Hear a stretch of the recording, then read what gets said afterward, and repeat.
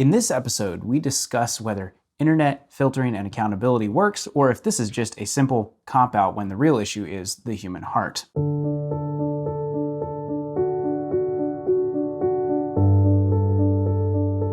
Myron, Christian groups, both Anabaptist and non-Anabaptist, have developed various tools, softwares to fight things like online pornography and other dangers in the internet. Can you just give us a broad stroke, big picture view? What are these tools and what do they do? Yeah, so a lot of people in my line of work, they ask what I do, and I say that I work for an internet filtering company, and a lot of people kind of have a blank look on their face. They don't know what it is. I like to think of internet filtering, or a way to explain it maybe in terms that more people can readily understand, is thinking of it like a water filtration system in a house. Mm-hmm. So you have the water coming in off the street, goes through a water filter, removes dirt and chemicals that you may be looking to get rid of. And then the water that comes out of your tap is cleaner than what came from the street.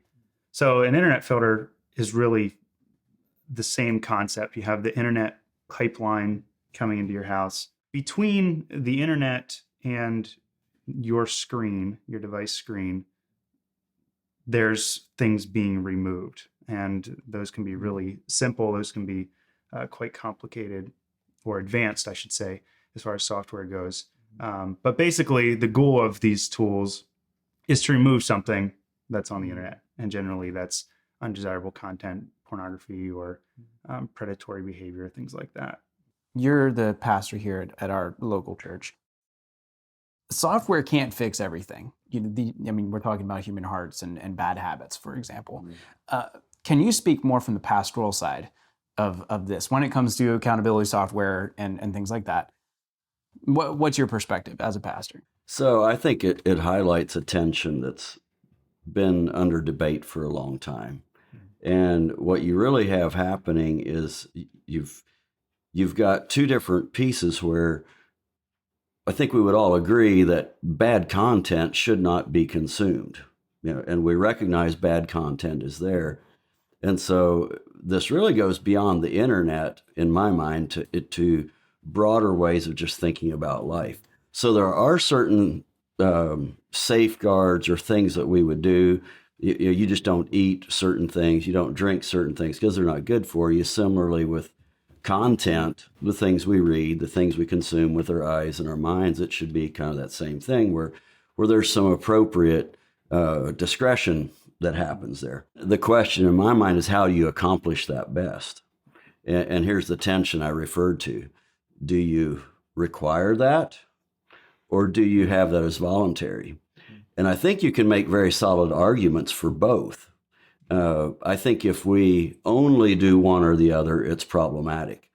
Accountability or required filtering, if it's only that, you end up trying to fit people in a box. If they don't want to go there, they're going to find ways to squiggle out of it.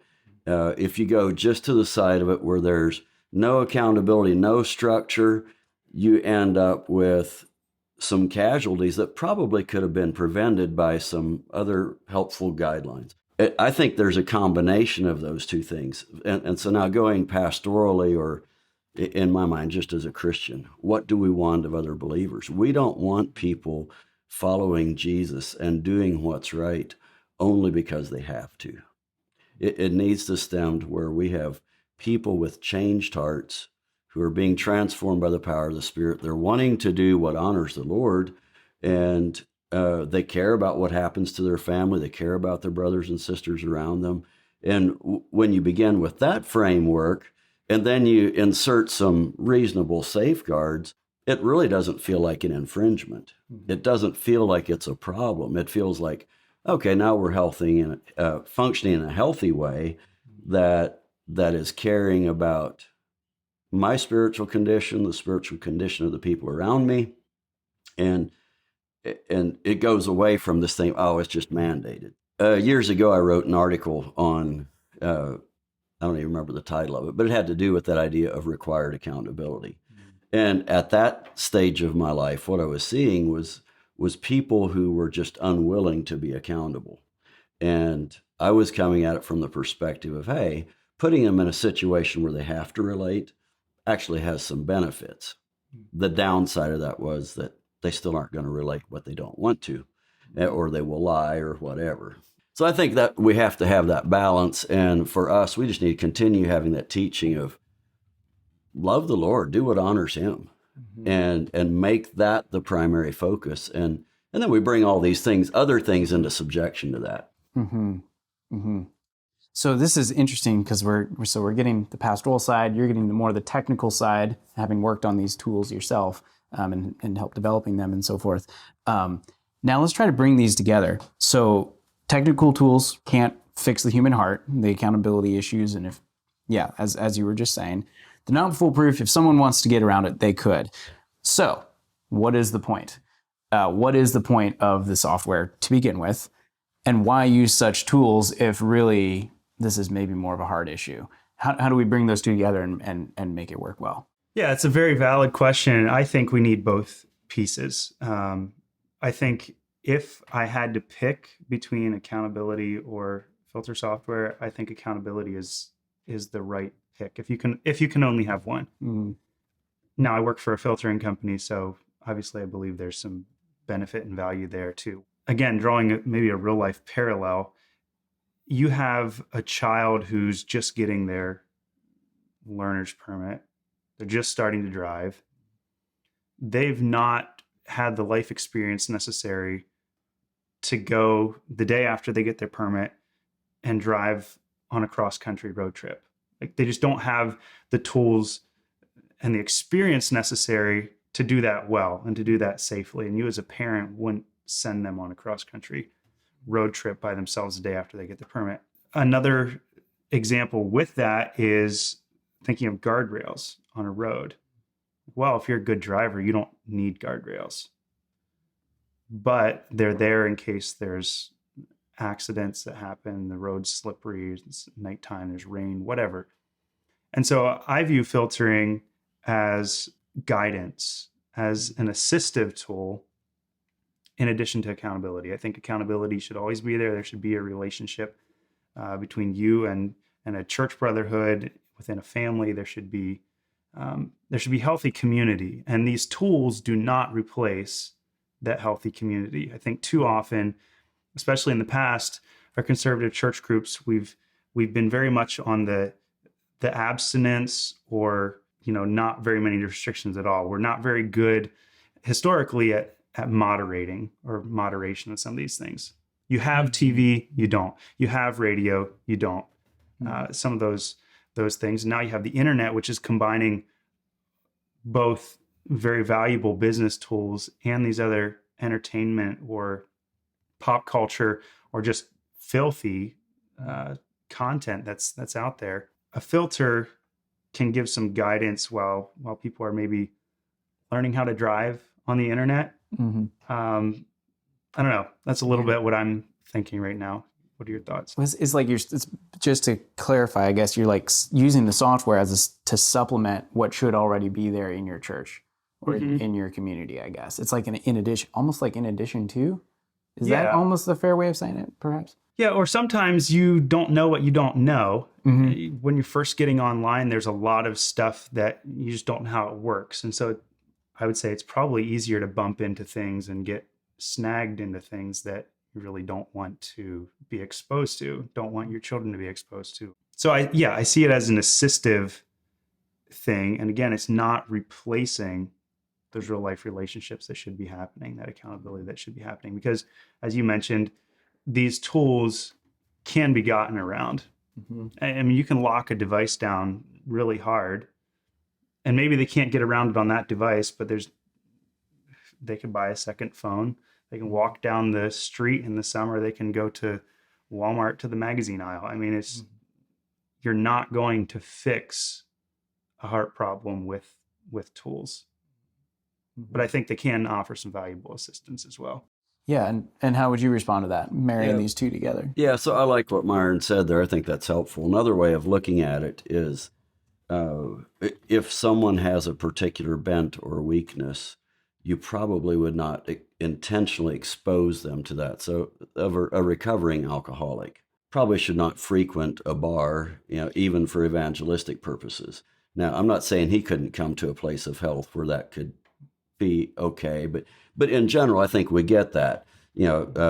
Someone, a recovering drug addict, going back into that drug environment, it places a lot of pressure there. So I think when the two things that I see as helpful, and neither one of these feel mandated to me, they just feel like wisdom.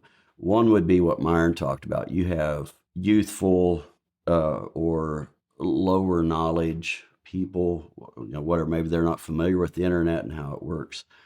I think that just avoids some accidental casualties that could be prevented with some of these tools in place. Maybe it wasn't intentional, but I think we could probably find people fairly easily who were snagged by something small somewhere, and it started them on a journey. And so I think that would be one benefit. The other is when you have the dynamic I was talking about, where you have people with a certain weakness. So if someone has a weakness towards pornography or whatever, maybe I should even say if someone has a real weakness towards just wasting time on the internet, maybe it's nothing wrong with content. Maybe it's just infringing on other life values. So some accountability can be helpful there.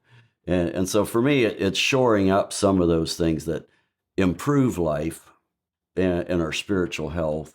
And it doesn't have to be viewed as something just really restrictive. Let's view the tools as helpful that assist in what we're attempting to accomplish spiritually. Yeah, that's helpful, trying to bring those two together, and it feels like the big takeaway that I'm seeing here is having that strong church or community surrounding you in this journey. Otherwise, feels like the tools feel they hardly feel like a tool anymore, because you don't have the pieces you need to make them work. And it can be really easy. Okay, church is deciding what should we do with the internet. It's useful for business. There's these other dangers. We have casualties, and how do we navigate this thing that is the internet? And it's easy to say, oh, here's a tool made by somebody else. Throw that on everybody's devices. Problem goes away. Yeah. Real life relationships are messy. They take time. The thing that you mentioned about forced accountability not working very well, I would agree with that. Then the big question is, how do you cultivate this mindset or this culture of organic accountability? That's one of the things that blesses me about our church. There are various groups of men who are getting together just because they want to. Like, they care about being intentional in this area of life and having good relationships with other people. And that blesses me. And I don't know that I have the answers on how to cultivate all of that, but I think it's easy for us to say, here's a tool that will fix it. And that just sort of shortcuts and ultimately doesn't address the real underlying need of community. I would just add that to that. I've known some young men who there wasn't a question of whether they wanted to follow Jesus or not, but they were being plagued by pornography or whatever, and it was a struggle to get out of that. So what I would like to see us call to, and for me, this is the real answer we have to keep pushing people towards, is Jesus is the answer. We keep going towards what honors him.